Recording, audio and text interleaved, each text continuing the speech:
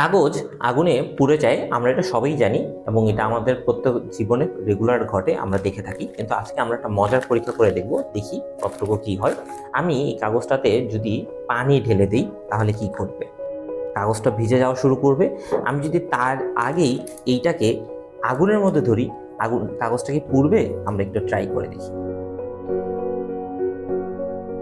না, কাগজটা পুড়ছে না এখনো। আমি আবারও কাগজটাকে দিয়ে দেখছি আরো কিছুক্ষণ।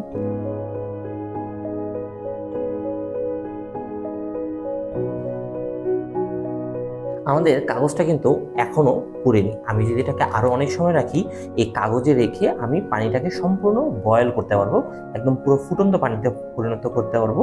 আর এটার কারণটা হচ্ছে আগুন কাগজটাকে পুড়ানোর জন্য যে তাপমাত্রা দরকার সেই তাপমাত্রা অর্জন করতে পারছে না। তার কারণটা হচ্ছে পানি সেই তাপটাকে শোষণ করে নিচ্ছে, আর তাই কাগজটা পুড়ছে না।